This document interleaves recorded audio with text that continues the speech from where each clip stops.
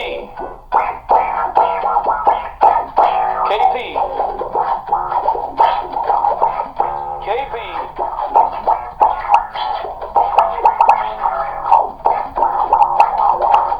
in the news. Good morning, people. Today is, what is today's date? Check it out here. Wednesday, September the 4th, and these are today's headlines. First story is about a mother that shoots her daughter. So it was a mother that accidentally shot her daughter after she came home from college to surprise her. It's pretty bad. A woman shot her 18-year-old daughter in her home after she came back from college to surprise her, according to reports. Daughter is recovering after she was shot in the arm in Girard, Ohio on the evening of August 30th.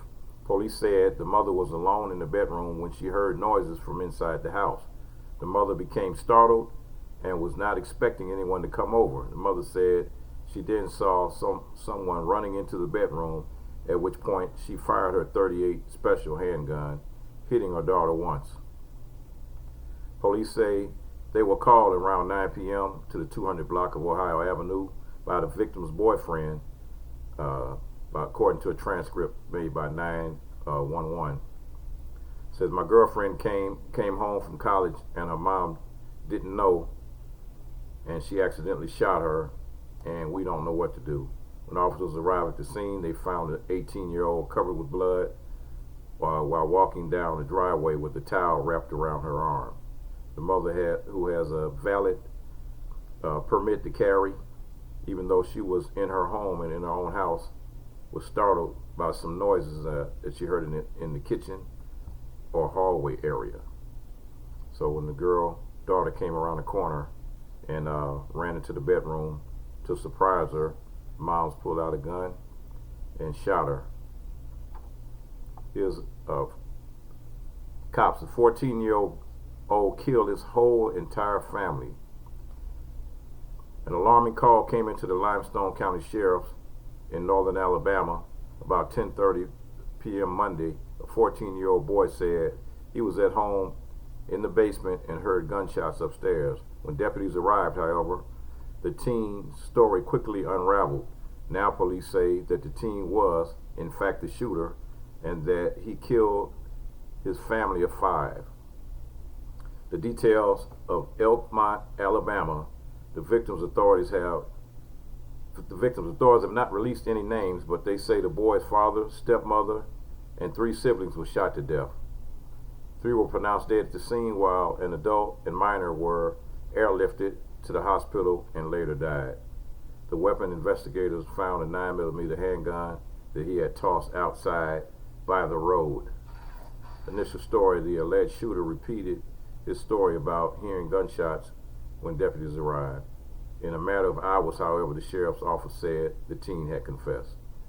The neighbors said they're still in shock, and it's always the same situation where people are always shocked when these things happen, and I can understand that. And it seems as though Alabama is the new state, where you have a lot of crazy stuff going on. Last year it was Florida. This year it's Alabama. So here's another story. The Illinois students condemned tradition of white supremacy and racism at university after a noose was found in the elevator. University of Illinois student has been arrested after a noose was found hanging inside a dorm elevator. Andrew Smith, 19, of Urbana, was arrested on the evening of September 2nd after he was questioned by police at his hall of residence. Staff at Allen Hall discovered the noose at around 1 a.m. on Saturday, September 1st, and called the police. During the investigation, officers identified Smith as a suspect. He was arrested on suspicion of misdemeanor disorderly conduct and for committing a hate crime. The University of Illinois police said preliminary charges may change as the court proceedings move forward. Smith has appeared in court and is given $5,000 bail. His next court appearance has not yet been set. Our mission at University Police Department is to maintain a safe and secure environment where our campus community members feel supported and successful, Illinois University Police Chief Craig Stone stated. We do not tolerate incidents that are perceived by others to be a threat to their safety, and we will also respond quickly to identify offenders and hold them accountable for their actions. We need to have these cops go to Washington, D.C. and address the D.C. dunce, because nobody's trying to do anything to stop him from making his racist and terrorist threats.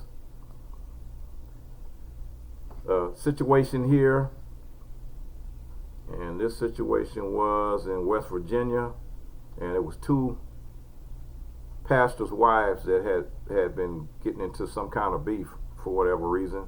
The pastor's wife in West Virginia has been charged with reckless endangerment after she allegedly fired a gun in a church parking lot.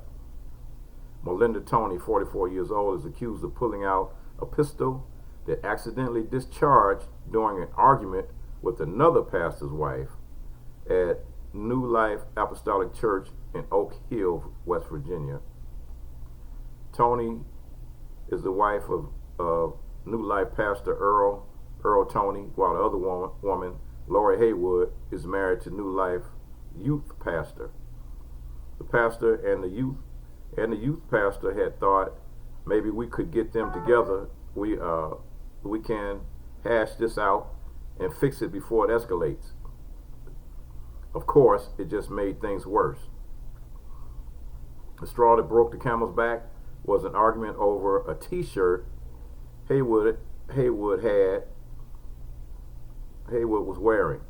Haywood would only say, "We had a disagreement, and when we sat down to talk, I called her out and she lost it." According to authorities, Melinda walked out of the church during the disagreement and went to her car in the parking lot where she got her handgun. Realizing what she intended, Earl followed her outside. Willis reports Pastor Tony intercepted his wife before she was able to come back inside the church and attempted to wrestle the gun out of her hand. The weapon fired a single shot during the struggle, but no one was hurt. So you have people that are going crazy. This even church people pulling guns on each other over little simple things. Here's another church story, and if you all probably all remember this one. It was about Dylan Roof, the crazy white supremacist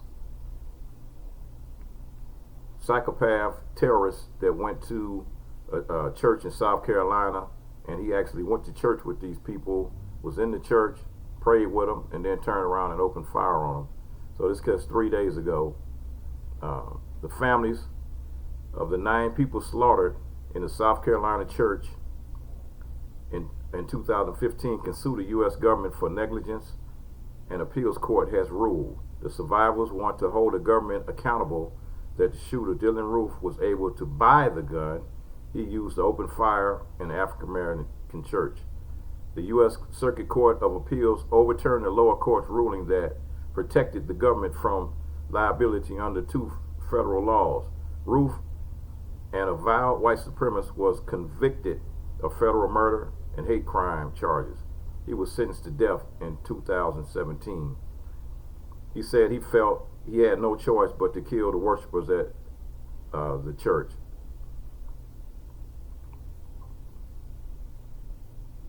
Such Roof had not been allowed to purchase the handgun that evening.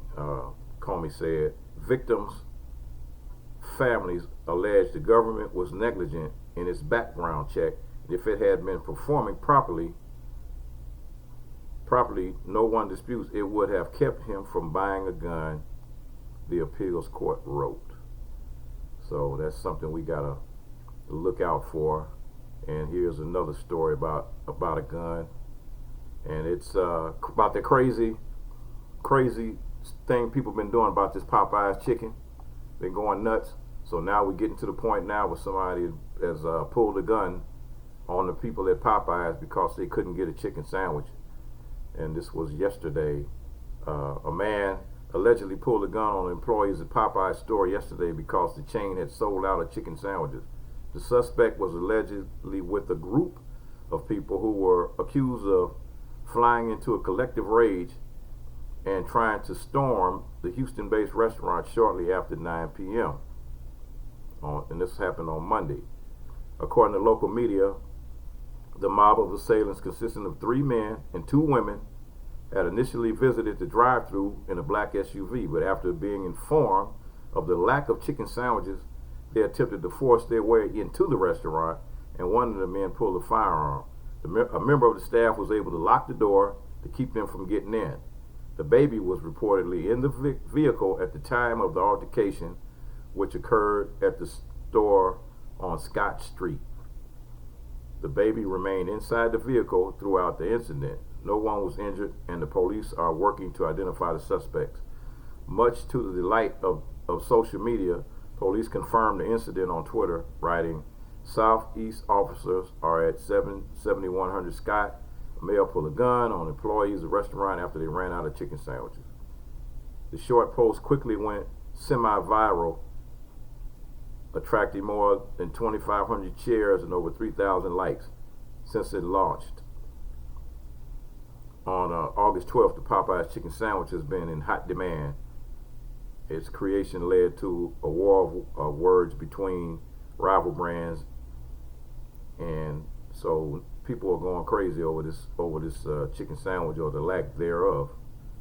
So hey, you know, it's like if you want a chicken sandwich that bad, I think you could probably just go over to the supermarket, buy yourself chicken, buy yourself some chicken breasts, some hamburger buns, some pickles, or whatever it is they got on this burger, on this chicken burger, chicken sandwich, whatever you want to call it, and make your own.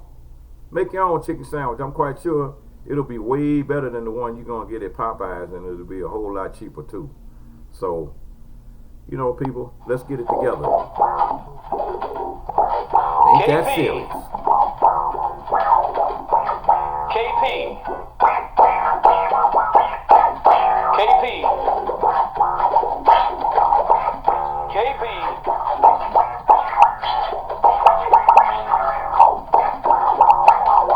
KP in the news.